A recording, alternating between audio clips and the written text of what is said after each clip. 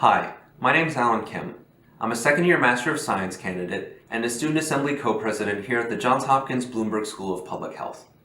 I'm proud to say that I'm a 2021-22 Graduate Fellowship recipient of the International Foundation for Ethical Research. Before I begin, I'd like to sincerely thank the IFER and their sponsors for making it possible for me to continue my research. Your support has directly helped me cover tuition costs and living expenses while I'm at school. And not having to worry as much about my day-to-day finances has really helped me focus in on my education and my research. I'm so thankful you've had the confidence in me as a student and a researcher to provide me that support. I'm so happy also to present to you today the research I've done so far on this project, as well as the future directions we're hoping to take. But first, as a bit of background, over the past several decades, there's been a steady increase in the prevalence of several neurodevelopmental disorders, such as autism, schizophrenia, ADHD, and several others. Unfortunately, this trend seems to have also held across many demographic groups, including across race, income, and sex. This trend seems to also have held across international lines as well. Now, there are many prevailing theories as to why this might be occurring, but the most likely seems to be that there has been an increase in early childhood exposures to neurotoxic chemicals. As such, many governmental testing agencies, such as the EPA, have developed methods to test for neurotoxicity in chemicals. Unfortunately, many of these tests have the same flaw. They're based on animal models. On average, these neurotoxicity animal models take over 1,000 rat or mouse pups, over 3 months of time, and over $3 million in total cost to generate data on one chemical.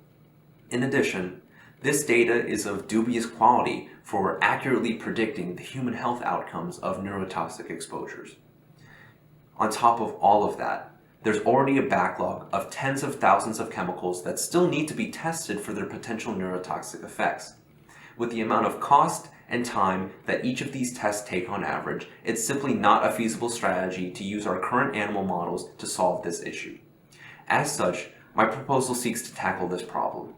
We're proposing an alternative stem cell-based model to replace many of these animal models in neurotoxicity testing. In order to be a viable alternative, our model would need to be affordable, reliable, reproducible, and high throughput enough to accurately model a human nervous system better than the average animal system. Now, thankfully, the lab I work with, the Centers for Alternatives to Animal Testing, already have their own in-house 3D human stem cell-based model in order to model brain organoid systems. As such, I've been able to take that model and add onto it and innovate in order to fit the needs that we have for our neurotoxicity endpoints. To do so, we first genetically edit the stem cells by inserting 2 fluorescence genes and then induce them to differentiate into neurons and other cell types of the nervous system. We can then plate these cells onto a rotating dish to generate our full 3-dimensional mini-brains. These spheres are made of roughly 30,000 cells and are about half a millimeter across in diameter. They have neurons, synaptic connections, and they fire off real electrical signals that we can measure. The genes we inserted earlier will eventually cause 2 different proteins on the neurons to light up, or fluoresce, under our microscopes. This will allow us to directly measure the strength and activity of neurons as they grow and develop. And after exposing these mini-brains to chemical mixtures, we can take various measurements over several weeks to explore and analyze the effects these chemicals might have on a developing brain and its neurons. At the current moment, I'm testing and troubleshooting our first fluorescence gene insert, and making sure I can reliably and reproducibly grow our mini-brains to do preliminary testing to help validate our model. This is a project I found extremely engaging and interesting so far. So, in order to continue, I've applied to the doctoral program here at Hopkins so I can hopefully continue this project with our lab group and expand upon it more. At the current moment, I'm troubleshooting our first insert for the first fluorescence gene. I hope to be complete with this step in early spring or going into summer, and then continue with the inserting of the second gene into summer and the fall. Here at the Centers for Alternatives to Animal Testing, we believe that reducing our dependence on animal models in experimentation is the next logical step in our field of chemical safety testing. These in vivo animal models have many flaws which make it difficult to directly apply their data to human health outcomes and regulatory decisions.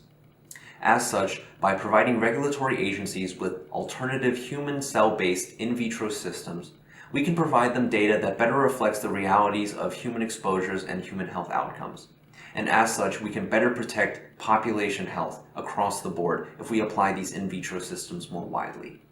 But it's also a moral choice we make as scientists. If we as a society have decided that animals have rights and value as living, breathing creatures, then our research and our application of science should also reflect that. As such, many regulatory agencies, in light of these facts, have continued to decrease their dependence of animal models in science. As such, there's many career opportunities and many great innovations that have occurred across the board. I'm so excited to be part of a field that's so dynamic and so interesting, and I'm very happy to see what comes next. Now, I hadn't always been interested in alternative methods. Actually, when I applied to the master's program 3 years ago now, I didn't even know what that word meant. But I was paired with my mentor, Dr. Lena Smirnova, and our PI, Dr. Thomas Hartung, and they were nice enough to sit down with me before the program even started and give me just a basic rundown of what in vitro toxicology was, as well as what alternative methods could be. I found that it was all extremely engaging and just so interesting, and so I joined up with the lab, and they helped me build a project that reflected the values of the cat lab, and helped me explore my interests in the field. Over the past 2 years, I've had the opportunity to take so many interesting classes, meet so many great researchers, and do so much good science. I've never regretted coming here for the past 2 years, and I'm so happy to even have the opportunity to continue that project over time. It's been such an amazing journey, and I couldn't have done it without my mentors here. Dr. Smirnova and Dr. Hartung have always been really good about mentorship. I really do need hands-on mentorship, and so it's been great to have Dr. Smirnova in the lab helping me out and answering all my questions. Both Dr. Smirnova and Dr. Hartung have been great in class as well, and I've just learned so much over the past 2 years from them. I'm really proud to have the opportunity to work here and work on this project. And it feels good to do science that has an application outside of just my small little bubble. I'm also very happy that the IFER has had confidence in me and my project and is willing to support me through this process. I'm excited to continue on with my research over the next coming months, and I'm very excited to give you another update in a few months about how I'm doing. Thank you so much for your time and your support. It's been a pleasure to work with you so far, and I'm excited to see where we go from here. Thank you.